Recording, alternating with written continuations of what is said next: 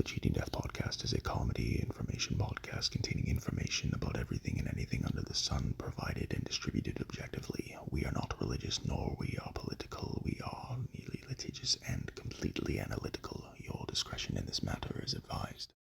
On today's episode of the Cheating Death Podcast, we provide some insight on how one can keep fighting from as objective a perspective as humanly possible. We provide you with an all-new Annihilation Announcement, a few new questions from the mailbag, a joke of the episode, and so much more. Top 5 spring drinks, something to make you think. With all the calamity in the world, dear listener, by now you know what to do. Grab yourself a coffee, grab yourself a blankie, put your feet up, and let us tell you how you can cheat death.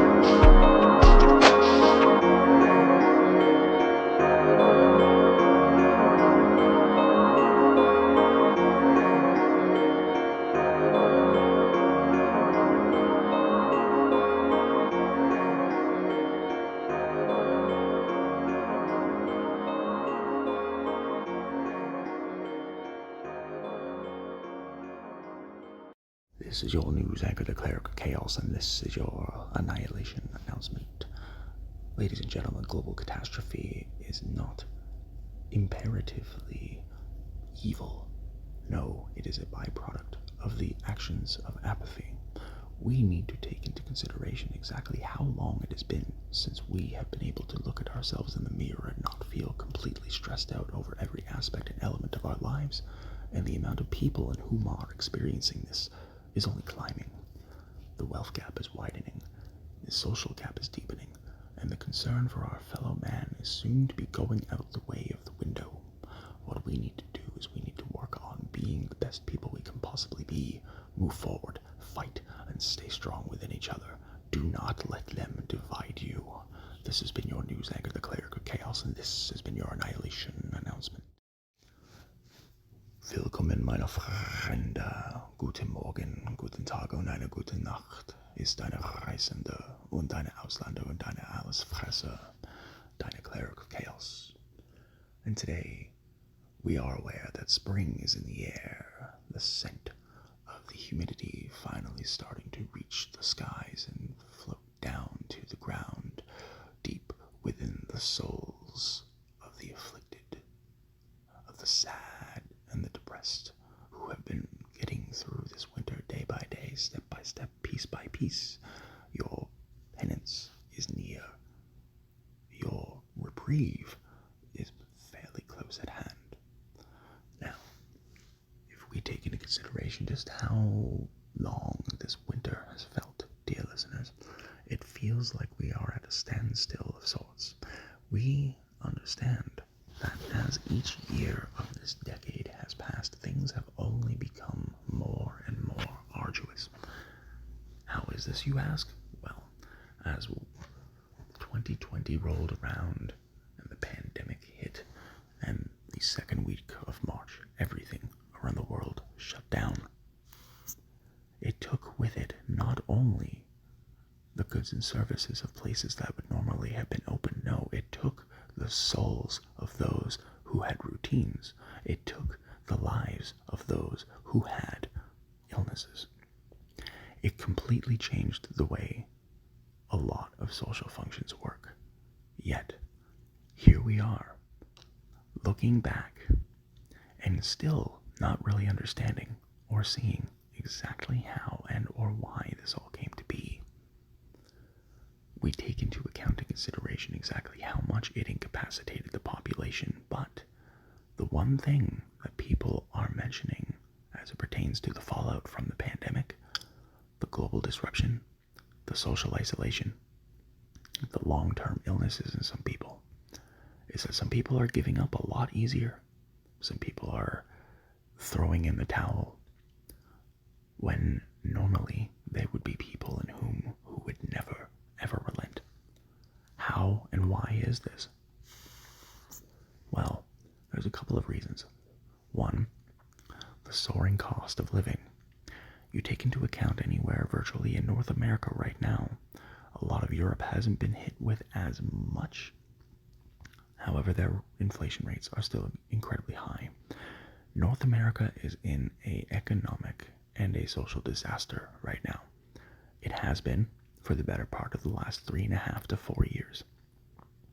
Over the course of the next, let's say, 4 to 5 years, things are only going to get worse. Politically, analytically, economically. Labor markets are going to be further disrupted. There will more than likely be another subprime auto or mortgage crash, and there will more than likely be more bailouts. The goal of this episode is not to scare you. The goal of this episode is to prepare you for anything and everything that could possibly happen. As someone in whom has experienced quite a deal of calamity, as described by others, in the past 18 months to 2 years at this point, one of our best friends laughed as we were having coffee the other day and said, "Man, you've been through about 50 years of shit in 2 years. How do you keep going?" The answer was simple. There's no other option. When you take into account how much you, dear listener, yes, you, have experienced, how much you have been through in this life, whether you're 21 years old, whether you're 30 years old, whether you're 50 years old, whether you're 70 years old, or whether you're in fucking high school just getting your shit figured out and realizing, oh fuck, the government is making it so I can't go to school and I'm not going to be able to afford a house. What the fuck is the point of staying here? Well, university and college students are also asking themselves the same questions. Freshmen who are entering their first year this coming September are asking themselves what the point is. And the reality is that there is a point. It's just going to be a little bit more difficult to locate and to navigate, especially with the recent significant rises to the debt ratio to grant ratio of the Ontario Student Assistance Program and to other federal grant programs nationwide. In the United States, it has become even more arduous for people to go to school, not only on student loans, but also on grants and scholarships. So there is what is categorized as a brain drain. There is a significant lack of middle class and between low to middle class people enrolling in post-secondary institution studies that have to do with commerce, legal work, or medical work, simply because they cannot afford it. This, over the course of time, is going to lead to unmitigated disaster. It's already happening in Canada, and it has been a growing concern for the past 10 years. One of the only reasons why people don't really hear about how bad it is in Canada is because the government propaganda machine on an international level is nearly unmatched. That said, there are still a lot of people in both Canada and the United States who are struggling, languishing, and really not knowing what to do. So how do you not give up? How do you keep fighting? The answer dwells within yourself. But one thing that you have to take into consideration is that you have survived everything that you have done to this point.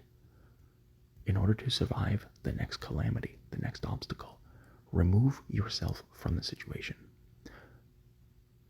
Remember to breathe. Take time you focus, grab a pen and a paper, and figure it out. This podcast will never have every answer for every question or every problem, but it is our goal to do what we can to help you figure out what this world is all about. Thank you for tuning in today. Take care of yourselves and each other. On this week's episode of the Mailbag, we begin with a question from Laura from Halifax. Hello, Cheating Death Podcast. We noticed that you have talked about liquor and beer every now and then. Our question is are you a liquor or a beer person? Thanks for the great content. Have a great day. Well, Laura, thank you so very much for your question. Truth be told, the host of this fine program used to be a beer person, predominantly imports in the 500 milliliter tall can variety, specifically your Hacker Shores, your Schneider Avantinas, your Scheckfars, your Tanghorst, and it's like a lot of Czech Republic, German, Austrian, Polish beer. Very, very, very good stuff, but haven't really had a lot of that for several years at this point and stick predominantly to tequila, rye, scotch, and whiskey. Occasional dark rum here and there when it's summertime, but generally speaking, silver or gold tequila. Thank you so very much for your question.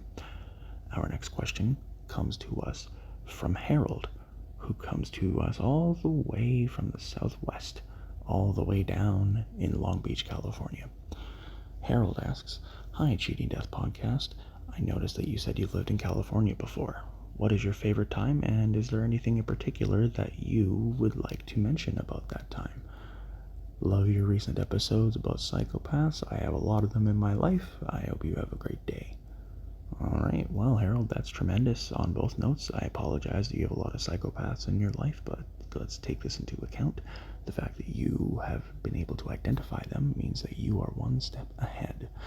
My favorite time in California, back in 2006, 2007, was when I was living in a place called the Artist Mansion at 807 Flower Street in Los Angeles, California.